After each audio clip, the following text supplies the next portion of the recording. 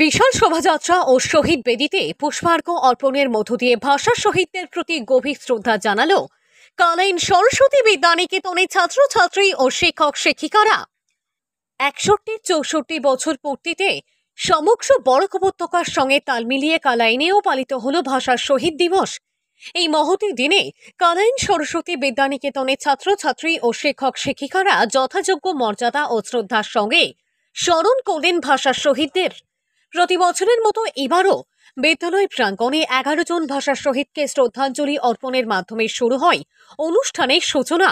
ছাত্রছাত্রী ও শিক্ষক শিক্ষিকারা শহীদদের উদ্দেশ্যে পুষ্পার্ঘ্য অর্পণ করে নীরবতা পালন করেন। এরপর বিদ্যালয় ছাত্রছাত্রীরা এক বিশাল শোভাযাত্রার আকারে রওনা দেন কালাইন সত্যরঞ্জন কলেজের শহীদ বেদির উদ্দেশ্যে।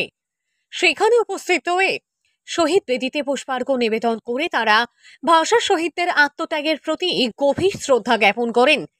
এই কার্যক্রমের মধ্য দিয়ে নতুন প্রজন্মের মধ্যে ভাষা আন্দোলনের ইতিহাস ও গুরুত্ব তুলে ধরার এক প্রয়াস দেখা যায়, যা ভবিষ্যতের জন্য এক গুরুত্বপূর্ণ বার্তা বহন করে। ব্যুরো রিপোর্ট, সংবাদ বাংলা।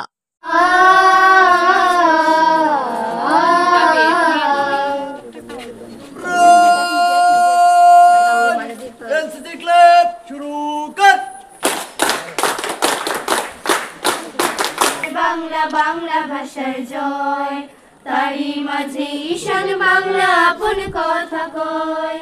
বাংলা মায়ের কোলে শিশু, বাংলা আমার প্রাণ। বাংলা ভাষায় বলি কথা, বাংলাতে গাই গান। বাংলা মায়ের কোলে শিশু, বাংলা আমার প্রাণ। বাংলা ভাষায় বলি কথা। নমস্কার। আর আজ 19শে মে আর সরস্বতী বিদ্যানিকেতন কালাইনের পক্ষ থেকে প্রত্যেকবারই আমরা আর যথাযোগ্য মর্যাদায় আর 19শে মে 1961 সালের ভাষা শহীদদের আর শ্রদ্ধার্ঘ্য নিবেদন করে থাকি। তো এই বৎসরও অন্যান্য বৎসরের মতো আমরা বিদ্যালয়ে প্রথমে আর ভাষা শহীদদের 11 জন ভাষা শহীদদের শ্রদ্ধার্ঘ্য নিবেদন করেছি। আর বর্তমানে আমরা কালাইন সত্যরঞ্জন কলেজে গত বৎসর যে ভাষা হুতাত্মা স্মারক নির্মাণ করা হয়েছিল, আর ওই স্মারকে আমরা বিদ্যালয়ের পক্ষ থেকে দাদামণি দিদিমণি ও বিদ্যার্থীরা মিলে পুষ্পার্ঘ্য নিবেদন করেছি।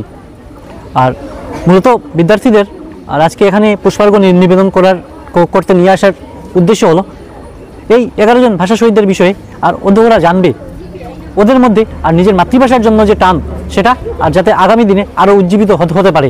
কারণ এখন দেখা যায় আর সমাজে বিদ্যার্থীরা নিজের মাতৃভাষাকে ভুলে যায়। অন্যান্য ভাষার বা বিদেশি ভাষা ইংরেজি ভাষার সঙ্গে সঙ্গে মাতৃভাষাও আমরা চাই যাতে বিদ্যার্থীরা জানবে।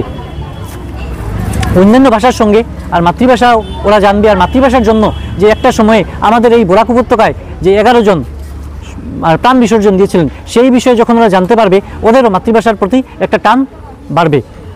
এই উপলক্ষে আমরা প্রত্যেক বছরই করে থাকি। এই বছর আমরা কারণ সত্যরঞ্জন কলেজে হুতাত্মা স্মারকে এসে আর পুষ্পার্ঘ্য অর্পণ করেছি। আবারও আমি এই 11 জন আত্মত্যাগকারী বীর শহীদদের শ্রদ্ধাঞ্জলি নিবেদন করি। নমস্কার।